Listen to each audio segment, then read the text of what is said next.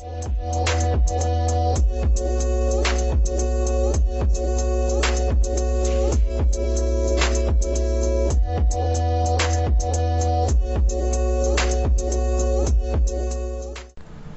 morning everyone, welcome to Civil Daily Platform. This is 8th lecture in the series of Engineering Mechanics. अभी तक last 7 lectures में हम लोगों ने forces के बारे में बात की. हम लोगों ने फोर्स को फाइंड आउट करने की, अगर नंबर ऑफ फोर्सेस लग रहे हैं तो उसको फाइंड आउट करने के लिए, रिजल्टेंट फाइंड करने के लिए हम लोगों ने एनालिटिकल मेथड, जहाँ पे हम लोगों ने parallelogram laws of forces, resolution method, इन सारे टॉपिक के बारे में हम लोगों ने बात कर लिया. और आज की क्लास में हम लोग बात करने वाले हैं उन टॉपिक्स के बारे में जो हम लोगों ने अभी तक नहीं पढ़ा है और इस चैप्टर के लिए लास्ट टॉपिक है, which is triangle laws of forces, laws of polygon of forces, definition of couple, types of couple. Basically हम लोग बात करने वाले हैं वेक्टर मेथड ऑफ रिजोल्यूशन के बारे में और इसके साथ साथ मोमेंट के बारे में. मोमेंट के बारे में इसलिए मैं आपको बता रहा हूँ क्योंकि अगर आप मोमेंट जानते हो तो आपके लिए कपल बहुत ही आसान है, बहुत आसानी से आप समझ सकते हो. चलिए शुरू करते हैं और सबसे पहले हम लोग देखते हैं triangle laws of forces. Definition क्या है आपके स्क्रीन पे, पहले उसको देख लिया जाए. It states that if two forces acting simultaneously on a particle be represented in magnitude and direction by two sides of a triangle taken in order, this is very important, taken in order, their resultant may be represented in magnitude and direction by the third side of the triangle taken in opposite order. तो पहला taken in order है, दूसरा taken in opposite order है. चलिए कुछ example बना लिया जाए ताकि आपको समझ आए कि क्या आपको यहाँ बताया जा रहा है. आपको बताया जा रहा है ना कि अगर आपके पास कोई भी एक बॉडी है, किसी भी शेप की, आपके पास किसी भी शेप की एक बॉडी है और इस बॉडी के ऊपर क्या होता है कि फोर्सेस लग रहे हैं ना इस बॉडी के ऊपर, तो मैं मान लेता हूँ कि मेरे जो फर्स्ट फोर्स हैं वो इस डायरेक्शन में वर्क कर रहे हैं, ठीक है, और दूसरे वाले फोर्स जो हैं वो इस डायरेक्शन में वर्क कर रहे हैं. अब अगर मैं क्या चाहता हूँ, मैं चाहता हूँ कि रिजल्टेंट कैलकुलेट करूँ. तो रिजल्टेंट कैलकुलेट करने के लिए, इन दोनों फोर्सेस के रिजल्टेंट कैलकुलेट करने के लिए by triangle laws of forces हम लोगों को क्या करना होगा, हम लोगों को ये जो नंबर ऑफ फोर्सेस आपको गिवन है, इन फोर्सेस को मान लेता हूँ कि ये मेरी कौन सी फोर्स है. This one is my first force and this one is my second force, right. तो यहाँ पे ये दो अलग अलग फोर्सेस लग रहे हैं और आपको रिजल्टेंट निकालना है. तो रिजल्टेंट कितना होगा, तो आपको सबसे पहले क्या करना है ना, इन दोनों फोर्स को विथ मैग्नीट्यूड एंड डायरेक्शन एक आपको इनको जो है ऑर्डर में ड्रॉ करना है, ठीक है. मैंने ले लिया फर्स्ट फोर्स और इसके बाद मैं क्या कर रहा हूँ, मैं यहाँ पे ले रहा हूँ सेकेंड फोर्स. तो मैंने क्या किया, ऑर्डर में मैंने दोनों फोर्सेस को कंसिडर कर लिया. तो अगर आप यहाँ पे, आपके पास दो साइड है, आप अगर यहाँ पे थर्ड साइड को मिलाओगे तो आपको यहाँ क्या मिलेगा, एक ट्रायंगल मिलेगा. तो यहाँ पे इस ट्रायंगल का जो थर्ड साइड है ना, ये किसको रिप्रेजेंट करेगा, रिजल्टेंट को रिप्रेजेंट करेगा. किसको रिप्रेजेंट करेगा, रिजल्टेंट को बताएगा in magnitude and in direction. तो यहाँ पे आपका इस लॉ को हम लोग क्या बोलते हैं, इस लॉ को हम लोग ट्रायंगल लॉज ऑफ फोर्सेस बोलते हैं.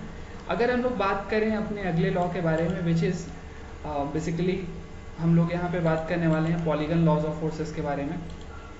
पॉलीगन लॉज ऑफ फोर्सेस कहीं ना कहीं आपके ट्रायंगल लॉज का ही एक्सटेंशन है. अगर आपने ट्रायंगल लॉज पढ़ा है तो आपके लिए पॉलीगन लॉज बहुत आसान है. आप यहाँ पे देख सकते हो कि मैंने क्या किया है, आप देख सकते हो आपके स्क्रीन पे, फर्स्ट एंड सेकेंड ये दोनों फोर्स है. ये जो मेथड था हमने यहाँ पे पैरेललोग्राम लॉज ऑफ फोर्सेस में डिस्कस किया है. लेकिन अगर आप इसको निकालना चाहते हो अपने ट्रायंगल लॉज ऑफ फोर्सेस के अकॉर्डिंग, तो आपने क्या किया, सेकेंड फोर्स को पहले शो कर दिया, उसके बाद आपने इस फोर्स को ऑर्डर में आपने शो कर दिया, तो अपोजिट डायरेक्शन में आपकी रिजल्टेंट आपको मिल जाएगी. तो इस तरह के मेथड को हम लोग वेक्टर मेथड बोलते हैं और यहाँ पे हम लोग इसको ग्राफिकल मेथड, बेसिकली ग्राफ से हम लोग इसको सॉल्व करते हैं. कैसे करते हैं, अभी हम लोग एक एग्जाम्पल कर लेंगे पॉलीगन का, हम लोगों को ये दोनों कंसेप्ट आराम से क्लियर हो जाएगा.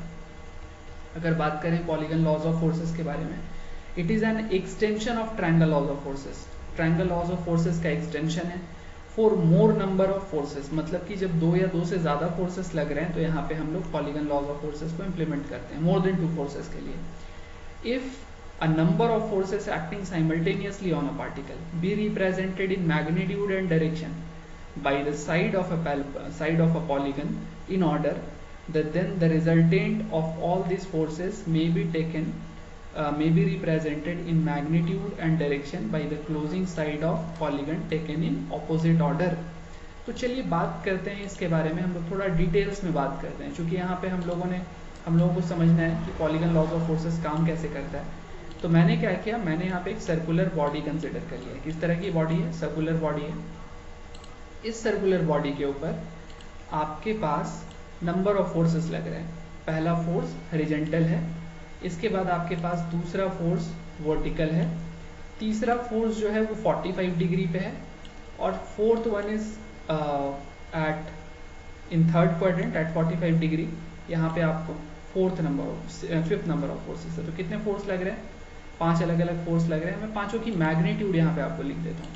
तो मैं अगर आपको बोलूँ कि आपकी जो फर्स्ट फोर्स है इसकी मैग्नीट्यूड है, मान लो 6 न्यूटन। कितनी है? इसकी मैग्नीट्यूड है आपको 6 न्यूटन।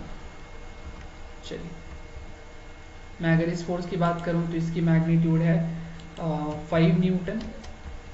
इस फोर्स की बात करूं तो इस फोर्स की मैग्नीट्यूड है 4 न्यूटन। चलिए, मैं एक एग्जांपल ले रहा हूं ताकि आपको समझ में आए रिजल्टेंट कैसे निकालना है। 4 न्यूटन। इस फोर्स की बात करूं तो इस फोर्स की मैग्नीट्यूड है आपको 5.5 न्यूटन। इस फोर्स की बात करूं तो इसकी मैग्नीट्यूड है 4 न्यूटन। तो मैंने क्या किया, मैंने यहाँ पे आपको इन सारे फोर्सेस को हमने दिखा दिया, आप देख सकते हो। चलिए हम लोग थोड़ा अगले स्लाइड में चलते हैं, यहाँ पे आपको अच्छे से आपको दिखेगा।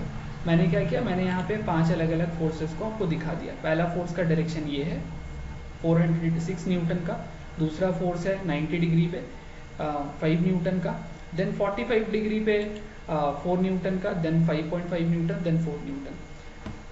अब आपको क्या करना है, अब आपको इन सारे फोर्सेस को अपने रिजोल्यूशन मेथड से आपको सॉल्व करना है। आपने जो अभी पॉलीगन लॉज ऑफ फोर्सेस पढ़ा है, इस मेथड से आपको सॉल्व करना है।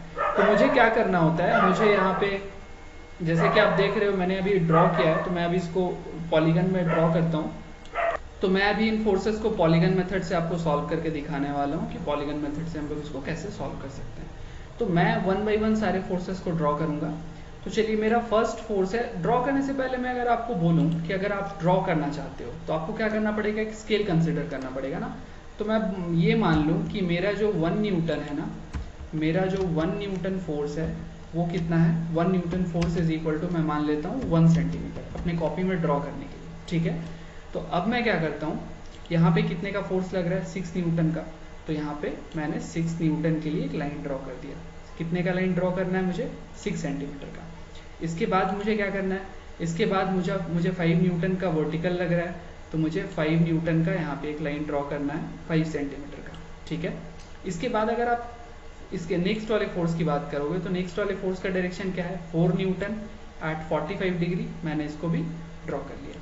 इसके बाद अगर आप फिफ्थ फोर्स की बात करोगे तो it is 5.5 Newton in this direction, right. इसको भी मैंने ड्रॉ कर लिया। इसके बाद अगर आप नेक्स्ट फोर्स की बात करोगे तो इसकी डायरेक्शन क्या है, 4 न्यूटन इस डायरेक्शन में। तो मैं जस्ट आपको नंबरिंग कर देता हूँ ताकि आपको समझ में आए मैंने किस सीरीज में इन सारे फोर्सेस को लिया। तो मैंने इसको माना ये मेरा फर्स्ट फोर्स है, ये मेरा फर्स्ट फोर्स है। और अगर मैं इसके बारे में बात करूं तो ये मेरा सेकंड फोर्स है, this one is my second force. मैं इसके बारे में बात करूं, this is my third force. मैं अगर इसके बारे में बात करूं तो ये मेरा कौन सा फोर्स है, फोर्थ फोर्स है। मैं इसके बारे में बात करूं तो ये मेरा फिफ्थ फोर्स है ना, ये मेरा फिफ्थ वन है। तो मैंने क्या किया, पांचों फोर्स को एक नेम दे दिया। अब मैं 1 बाय 1 यहाँ पे लिख देता हूँ। तो ये मैंने फर्स्ट फोर्स यहाँ पे दिखाया, this one is my first force. ठीक है, this one is my second force, this one is my third force,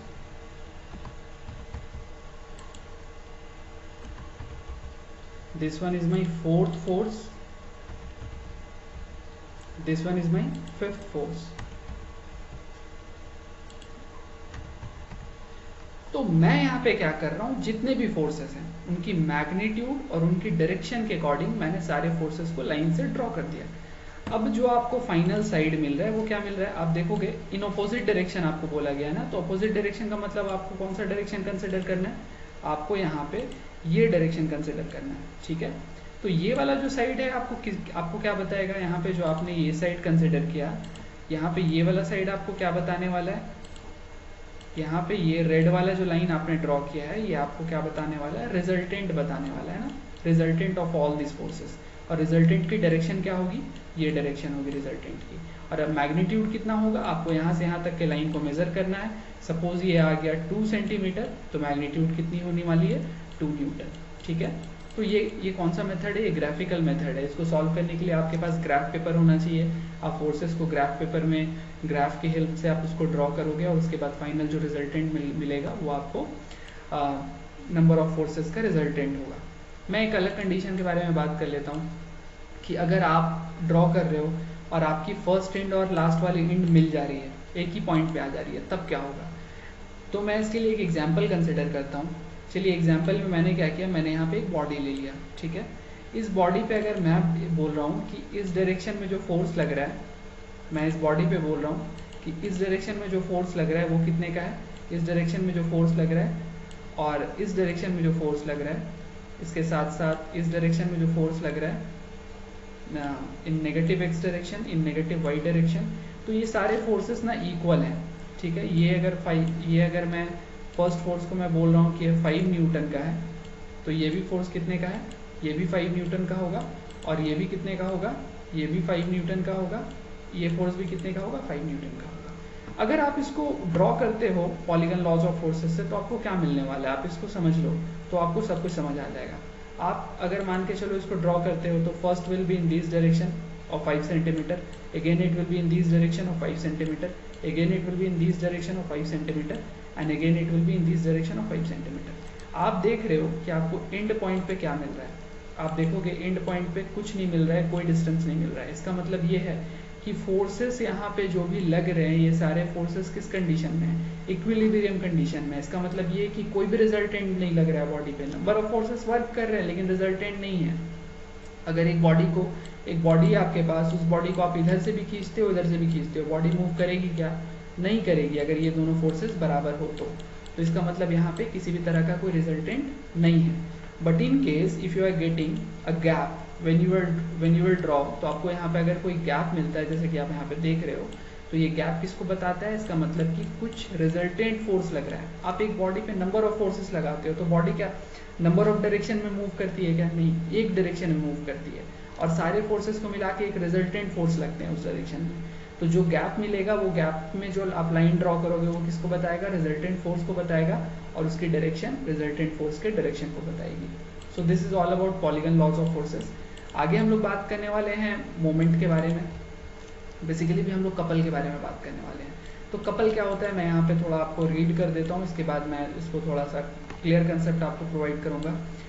a pair of 2 equal and unlike parallel forces. तो सबसे पहले बोला गया इक्वल, उसके बाद बोला गया अनलाइक। तो लाइक फोर्सेस क्या होता है, वैसे फोर्सेस को लाइक बोलते हैं। अगर पैरेलल फोर्स है तो उसको हम लोग क्या बोलते हैं, लाइक बोलते हैं। और अगर सेम डायरेक्शन है तब, और अगर सेम डायरेक्शन नहीं है तो उसको हम लोग क्या बोलते हैं, उसको हम लोग अनलाइक बोलते हैं। जैसे कि आप इन दोनों फोर्स को क्या बोलने वाले हो, अनलाइक बोलने वाले हो। तो इक्वल एंड अनलाइक, इसका मतलब ये क्या, इसका मतलब ये अगर 5 न्यूटन का है तो ये भी कितने का होगा, 5 न्यूटन का होगा। तो अगर दो इक्वल एंड अनलाइक फोर्सेस अगर आपको किसी एक बॉडी पे लग रहे हैं, किसी एक बॉडी पे वर्क कर रहा है, तो उस बॉडी पे क्या जनरेट होता है, कपल जनरेट होता है। चलिए मैं एक एग्जांपल लेता हूँ जिससे आपको समझ आए। यहाँ पे आप देख रहे हो कि आपकी एक बॉडी है जो आपके यहाँ पे बनी हुई है, ठीक है। और इस बॉडी का अगर मैं सेंटर पॉइंट के बारे में आपको बताऊं, मैं मान लेता हूं कि यहाँ पे इसकी कोई सेंटर पॉइंट है जिसके अबाउट ये फिक्स है, ठीक है। अब आप यहाँ पे भी पी फोर्स लगाते हो, यहाँ पे भी पी फोर्स लगाते हो, तो ये दोनों पी फोर्स क्या करेंगे, ये पी फोर्स एक जो है मूवमेंट प्रोवाइड करेगा और ये पी फोर्स एक मूवमेंट प्रोवाइड करेगा। दोनों का डायरेक्शन क्या है, क्लॉकवाइज। तो यहाँ पे पॉजिटिव मूवमेंट, यहाँ पे पॉजिटिव मूवमेंट। तो आप क्या कर सकते हो, टोटल मूवमेंट कैलकुलेट कर सकते हो। टोटल मूवमेंट कैलकुलेट करने के लिए आप देख सकते हो कि आपकी यहाँ से यहाँ तक की डिस्टेंस कितनी है, a/2। ये बोल सकते हो ना, यहाँ से यहाँ की डिस्टेंस a/2 है और यहाँ से यहाँ की डिस्टेंस भी a/2 है। तो ये आपकी जब टोटल डिस्टेंस है और आप मूवमेंट कैलकुलेट कर रहे हो, तो आपकी टोटल मूवमेंट कितनी हो जाएगी, दोनों तो सेम है ना, दोनों सेम फोर्सेस है, सेम डायरेक्शन में लग रहा है। तो आप लिखोगे यहाँ पे मोमेंट के लिए P into a/2 force into perpendicular distance plus p into a/2, right. अब आप जब दोनों जगह से p को कॉमन ले लोगे तो आपको क्या मिलने वाला है, आपको मिलने वाला है a/2 plus a/2, right, a/2 plus a/2, और a/2 ऐड होके क्या होता है, a हो जाता है। तो आपको यहाँ मोमेंट कितना मिलने वाला है, p into A. This is all about couple. इसी को हम लोग क्या बोलते हैं, कपल बोलते हैं, ठीक है। तो जब अनलाइक इक्वल फोर्सेस किसी बॉडी पे लग रहे हैं तो वहाँ पे कपल जनरेट होता है। आर्म ऑफ कपल क्या होता है, जो कपल की टोटल लेंथ है। अगर आप इसको शॉर्टकट में निकालने की कोशिश करो, आपको पता है इक्वल एंड अनलाइक फोर्स है, तो आप क्या बोल दोगे, टोटल कितना मूवमेंट होगा, p इंटू ए के बराबर होगा। आपको अलग अलग कैलकुलेट नहीं करना है, ठीक है। तो यहाँ पे आर्म क्या हो जाएगा, यहाँ से लेकर के यहाँ तक का जो लेंथ है उसको हम लोग आर्म लेंथ बोलते हैं, ठीक है। अगर मैं आपको बताऊं मोमेंट कितनी जनरेट हो रही है, तो आपने ऑलरेडी मैं आपको बता चुका हूँ, इट इज़ p इंटू ए के बराबर मोमेंट जनरेट होने वाली है। अगर मैं बोलूँ कपल कितने टाइप की होती है, ऑब्वियसली दो तरह की होगी, एक क्लॉकवाइज जैसा कि आप यहाँ देख रहे हो, दूसरा क्या, एंटी क्लॉकवाइज। तो जब बॉडी को कोई कपल क्लॉकवाइज डायरेक्शन में रोटेट कराएगा तो उसको क्लॉकवाइज कपल बोलेंगे, और जब ये एंटी क्लॉकवाइज डायरेक्शन में रोटेट कराएगा तो इसको एंटी क्लॉकवाइज कपल बोलेंगे। तो आज के क्लास में इतना ही था। हम लोगों ने कपल को समझा, कपल के टाइप को समझा। इसके बाद हम लोगों ने polygon laws of forces, triangle laws of forces को डिस्कस किया। कल की क्लास में हम लोग एक नया चैप्टर स्टार्ट करने वाले हैं। बेसिकली हम लोग कल की क्लास में इक्विलिब्रियम कंडीशन को स्टडी करने वाले, इक्विलिब्रियम कंडीशन को पढ़ने वाले। तो आज के लिए इतना ही था। कल की क्लास में मिलते हैं एक नए चैप्टर के साथ। Still, if you have not subscribed, then subscribe the channel, share with your friends and press the bell icon for notification purpose. And if you like the video, then please hit like, because आप पढ़ते हो, देखते हो, but समझने के बाद if you don't hit, इसका मतलब लगता है कि नहीं आपको समझ नहीं आया, then please hit like अगर आपको समझ में आता है तो। और कल के क्लास में मिलते हैं, और कल के क्लास में नया चैप्टर हम लोग स्टार्ट करते हैं। आज के लिए इतना ही, थैंक यू।